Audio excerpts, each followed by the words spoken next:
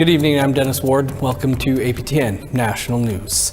We start tonight with more on the tragic fatal shooting in Tumbler Ridge in northern British Columbia that took the lives of 9 people. People are saying they may never have a motive as questions are being asked about the 18-year-old shooter and the 2 firearms recovered at the school.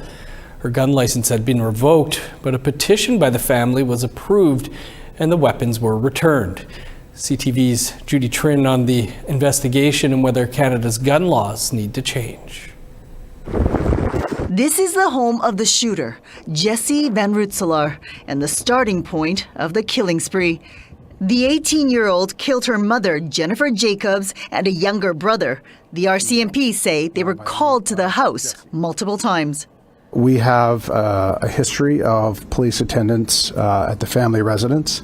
Some of those calls were related to mental health issues. Very few people living in rural communities appreciate the extent to which having guns in the home with the mentally ill youth is a risk. At the second crime scene, police say they recovered a long gun and a modified handgun from the school.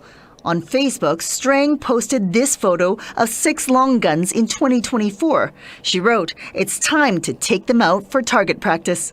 Police say they had previously seized the firearms, but later returned them to the owner. I can say that at a later point in time, the lawful owner of those firearms petitioned for those firearms to be returned. In cases where mental health issues arise, police can seize firearms and seek a court order preventing gun possession in the name of public safety. The question is, why was the prohibition application, which was begun by the seizure, why was that not followed through on? To get the guns returned, Strang would have had to go to court. Police have not said why they gave back the guns. This should be information that is readily available to the public, and it should be information that we can look at, because it's only with sort of that information can we see if mistakes were made. The RCMP say they're continuing to investigate these questions. Meanwhile, statistics show that there is a higher rate of violent crime involving guns in rural communities than in cities. Judy Trin, CTV News, Ottawa. A new university is set to open in Nunavut in 2030. Its supporters say it will offer a whole range of opportunities to Inuit youth that many did not think possible before. APTN's Fraser Needham has that story. Riley Winters says the opportunity to take courses in her traditional language was something she missed out on at university. I mean, it would be amazing just to have the opportunity to attend post-secondary in community in your homeland. I think it's also another to be able to learn your language, to learning at a place of higher education like that. I personally didn't have the opportunity to learn my language at university, but now this is a possibility. Winters was speaking at an event in Ottawa earlier this week, where officials announced that the new Nunavut University will be located in Arkvat. Winters' family is from Nunavut, and she attended a post-secondary school in Newfoundland. Kivalliq Inuit Association President Kono Tatatni shares Winters' same thoughts. For young people, this university represents opportunity that we never had. The opportunity to pursue higher education while staying close to home and family, to language and to culture. It represents the opportunity to build careers in fields grounded in Inuit knowledge and Inuit kawimayatokangit. Also, while opening doors to new pathways across Canada and the world. The university will have 3 different faculties. One will feature courses on Inuit self-determination, another will train health and education workers, and the other will focus on teaching Inuktitut language. Inuit Tapert Kanatami President Nate Nobed says location has been the main barrier preventing Inuit people from attaining a post-secondary education. I would not be in the role that I am in without university. And I'm sure there are many people in this room that would say the very same thing about where they are in their careers. That is not something that many Inuit have been able to achieve.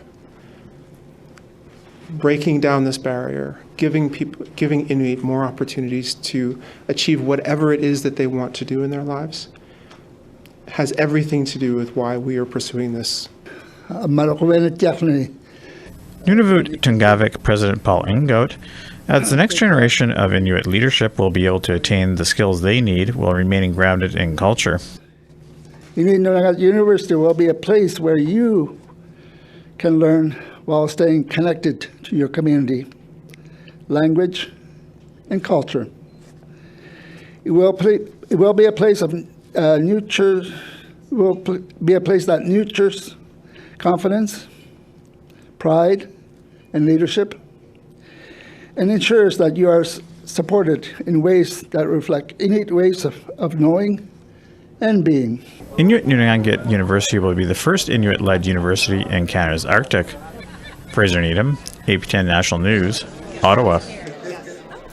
Today, Crown Indigenous Relations Minister Rebecca Alty introduced what is being described as a self-government treaty with the Manitoba Métis Federation. In the House Thursday morning, it was actually Manitoba Member of Parliament Kevin Lamoureux who tabled the legislation called Bill C-21. It is described as the first self-government treaty made with the Métis government. According to a government release, the treaty does not include harvesting rights, land or land-related rights. Bill C-21 still needs to go to committee and be passed by both the House and Senate before becoming law. Meanwhile, the House of Commons Standing Committee on Indigenous Affairs continued its study of Bill S-2, which is Senate legislation to get rid of sex discrimination in the Indian Act, in particular on how Indian status is passed down to children. Right now, there is something called the second generation cutoff when it comes to passing down status. A Senate amendment proposes getting rid of the second generation cutoff. That issue was the topic of discussion this morning. Muskeg Lake Cree Nation Chief Kelly Wolf began the meeting with the Serenity Prayer, followed by 30 seconds of silence for the shooting victims in Tumbler Ridge and Kitigan-Zibi. Conservative Member of Parliament Billy Morin asked about the government's plan to delay amending the second generation cutoff. Witness Toronto Metropolitan University's Pam Palmater pointed out the Senate gave unanimous support to the amendment. Meanwhile, Assembly of Manitoba Chiefs Grand Chief Kyra Wilson has a personal reason for wanting the House passing S2 quickly. You know, I do have a child who continually talks about her connection or disconnection to her community. I'm registered with our nation, but my daughter is not. So there is this sense of disconnection. So it's very damaging to our families and to our children that are impacted by this second generation cutoff. Why the resistance by ISK? Well, what's going on here? They've resisted this entire time with every amendment. Well, we know why. Because the government's position hasn't really changed. They're talking about the absorption of the Indian race into the general population. That's their objective. To continue until there's not a single Indian left in Canada. To Saskatchewan now, where the Prince Albert Grand Council is getting a head start on this year's anticipated wildfire season. With 100 Fire Smart crew members deployed across Saskatchewan, they are working to reduce hazardous fuels and protect critical infrastructure. The crews are working on 11 wildfire mitigation projects in areas impacted by past fires, including Lac La Ronge, Timber Bay, and Cypress Hills. Projects include thinning dense forests, opening fire guards, and removing hazardous fuels. Priority is given to residential areas, schools, health centers, power lines, evacuation routes, and access corridors. Efforts also focus on preserving trap lines, harvesting areas, and culturally significant sites for Indigenous communities. Well, we're always looking for your feedback or story ideas. Here's how you can get in touch with us. If you have a story you'd like to share, you can send us an email to news@aptn.ca. You can read and watch our stories by going to our website, aptnnews.ca. You can also find us online on your favorite social media sites, including TikTok, YouTube, LinkedIn, and X. Follow APTN News to join the conversation and see our latest stories. Time for a quick break, and then our Truth and Politics panel will be here to discuss comments made by the former leader of the BC Conservative Party. Stick around.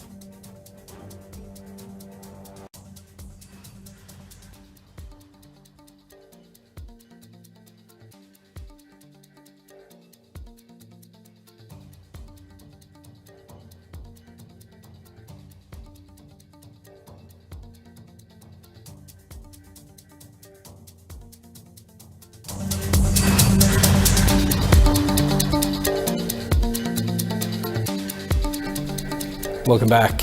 The former leader of the Conservative Party of British Columbia is the latest right-leaning politician to be accused of spreading misinformation and fear-mongering about Indigenous land rights. According to reporting by our friends at the Tyee, Conservative MLA John Rustad told the Packed House that Canada wouldn't exist without that partnership with First Nations, and equally, First Nations wouldn't exist without Canada. Our Truth and Politics panel is here for more on this. Jennifer Leywitz is the CEO of Pusquaw Strategies, and Negon Sinclair is a columnist with the Winnipeg Free Press. Good to see you both. Negon, we'll start with you and your thoughts on what BC Conservative MLA John Rustad had to say in front of a packed house in Smithers. I just got back from BC, and at times I think I forget how in BC there's some of the most interesting heated discussions around Indigenous rights that's happening in the country right now. I encourage anybody to check out what's happening. Former Conservative leader John Rustat, who's now kind of thinking about the leadership again, came out and spoke about everything is about this passage of Indigenous rights in British Columbia. And in last December, there was a judge that decided that Indigenous rights is legally enforceable, which technically is why you pass a law in the first place. Apparently, for Conservatives in BC, however, this means the rubber's hit the road, and this means that we have to somehow repeal the bill, or we have to then just stop the bill outright. And Premier David Eby from British Columbia is talking about amending the bill to make the bill much less impactful and certainly not legally enforceable. The question is who will break? What will happen? And in BC, John Rustat starts saying egregious things like First Nations only exist because Canada allows them to or exists. Or my whole point is that it's a bunch of political game playing, but it really comes with some real life impacts because it's really firing up a lot of anti-Indigenous sentiment in the province. Going to get to a number of those things that you mentioned there, Niigaan, but Jen, first, the headline of this story, I feel like might be a bit misleading. He did preface what he said by saying Canada wouldn't exist without the partnership with First Nations, but still received some boos, apparently, according to the report. What are your thoughts? I think kind of exactly what Niigaan was saying. And I also think that there's a lot of conversation around First Nations, treaty rights, and even the relationship with Indigenous people in this country in general, up on the rise in British Columbia. Obviously, over the last, several months, this has been becoming more and more of a contentious issue. But I think, I've been seeing a lot of conversation stemming from John Rustat's comments. It wasn't just necessarily what he said, it's what everyone is talking about from those comments being now publicized. And I think it's silly to say that, First Nations wouldn't exist without Canada or even the other way around. We've existed long before Canada did, the Confederation of 1867. It's new compared to, Indigenous nations that have governed and made laws and traded and all of those things on these lands since time immemorial. So it's just really frustrating that we keep getting this sentiment over and over again of this type of dependency and language that centers us around being so heavily dependent on our relationship with Canada, when really Canada did not create us and Canada is not responsible for our survival to this day. The only thing really that Canada did was bring in colonial governance that reclassified and constrained our people and our government systems. But I think that relationship needs to go back to that nation-to-nation relationship and stop talking about whether or not we would exist without Canada, because we would. Right. Niigaan, the meeting was about, like you mentioned, BC's Declaration on the Rights of Indigenous Peoples Act, or DRIPA. The Conservative Party, it passed unanimous at the time in the legislature. Now the Conservative Party of BC wants to repeal it. What's at stake here? Well, I mean, this is really a big test for the country. This isn't just about British Columbia. This is actually sort of a larger test on the federal government's seeking to bring Canadian laws into harmony within the United Nations Declaration on the Rights of Indigenous Peoples. Bill C-15 passed with in the sort of ending days of Justin Trudeau's government. This is a moment in which the country really has to say, okay, are we going to take Indigenous rights seriously? Are we going to employ it in law? And most markedly is that when the law is broken, which Canada frequently does, especially the private and the public spheres, when companies want to build projects, do we really adequately involve, affirm, fulfill the legal obligation to consult First Nations? Are those Indigenous rights considered? Are they part of that consultation? Are they done in such a way that First Nations feel included? And if we just have parties who say, well, we may pass thing on a Thursday, but next week on a Monday, we're just going to, when we realize that this is actually going to mean something, we just repeal it, then why did we do it in the first place? Like, why did the country even investigate the idea that you could encompass Indigenous rights within a provincial framework? The whole point is that we have to have bravery. If we're going to change this country to make it just, to live up to the very heady words that Canada claims to be a place of justice, then we have to act justly. And we have to act in such a way that we act differently than the past. And that means that we need Canadians, and politicians in particular who represent those Canadians, to be held to account, to be a higher standard, and most importantly, try to build a country that's better than we inherited.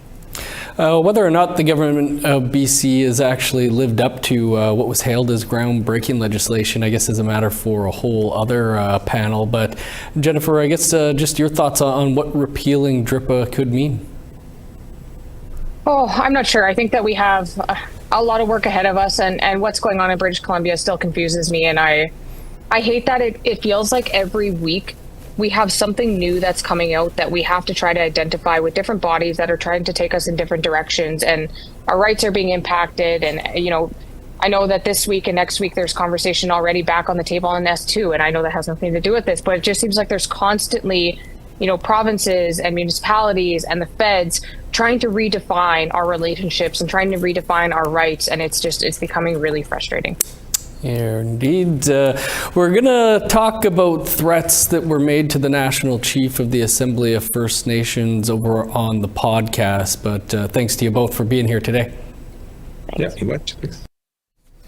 Still to come tonight, previews of this week's episode of APTN Investigates and tonight's episode of Nation to Nation. Stick around.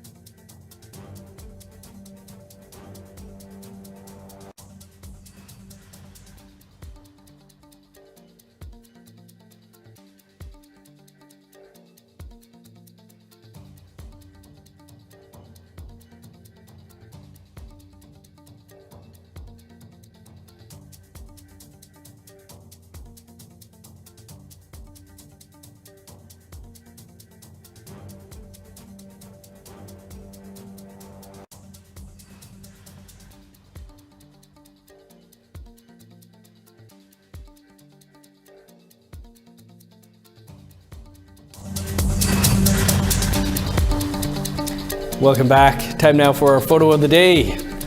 Eldon from Grassy Narrows First Nation in Treaty 3 territory shared this calm view of dusk as seen over his community. Thanks for sharing, Eldon. With Valentine's just around the corner, send a picture of your sweetheart. Hopefully we will get enough photos to use every day next week for our photo of the day. Now let's take a look at tomorrow's weather forecast. Starting on the East Coast, plenty of sun, +1 in Fredericton, 3 above for Halifax. -9 for Kuujjuaq, cloudy and 2 below for Nain. -5 for Montreal, cloudy and 6 below for Chibougamau. Cloudy and 0 for Sault Ste. Marie, -4 for Ottawa. 3 below for Thunder Bay and Sioux Lookout. In northern Manitoba, -3 for God's Lake and the Paw. -5 for Winnipeg, 3 below for Barons River. -1 for Regina and North Battleford. 2 for Meadow Lake and Ronge.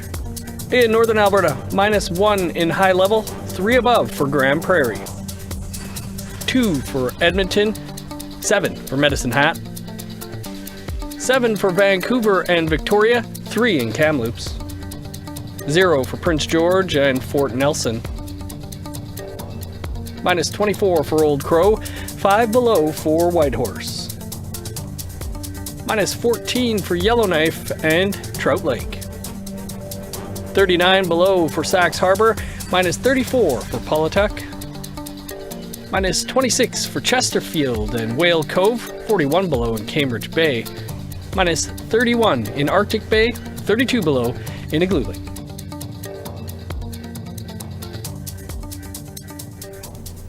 Over to our Ottawa studio now, where Nation to Nation host Karen Pugliese tells us what issues she's tackling tonight.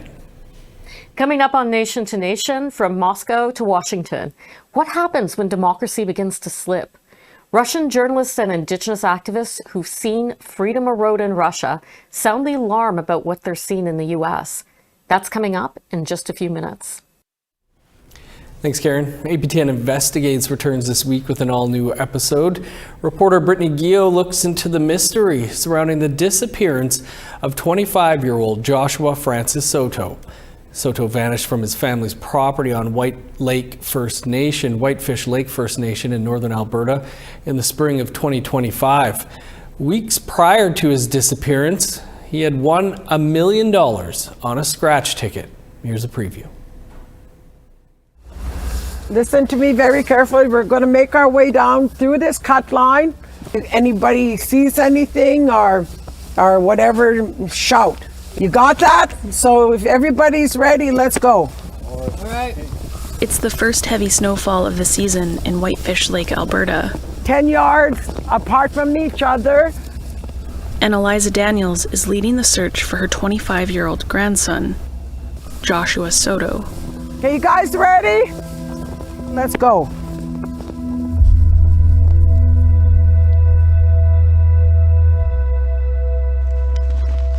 They have searched several areas, regions on the other side of this property and further down this way, as to my understanding. According to the RCMP, Joshua was last seen on May 5th, 2025. The details of his disappearance are unusual. Alberta RCMP are asking the public for any tips about a First Nations man missing for more than 5 months in the northeastern part of the province. Weeks prior to Soto's disappearance, he won $1 million on a scratch-and-win ticket. To better understand what really happened here, APTN Investigates traveled to Whitefish Lake, a Cree reserve in northern Alberta. Ranches, cattle, rolling hills. It's a place where people know the land. And they know each other. And when someone doesn't come home, the absence reverberates throughout the community. You can catch APTN Investigates Into the Night, airing this Saturday on APTN, and Brittany will join us here tomorrow night to talk more about the documentary. And congrats to Brittany and Tom on their recent award. That is all the time we have for your APTN National News for this Thursday. For more, visit our website, aptnnews.ca, or our APTN News YouTube page. Creason will be here at 1 p.m. Eastern Time tomorrow with your first look at Friday's news. I'm Dennis Ward. Marcy Miigwech. Thanks for being with us. Stay tuned. Karen is up next with Nation to Nation. We'll see you back here tomorrow.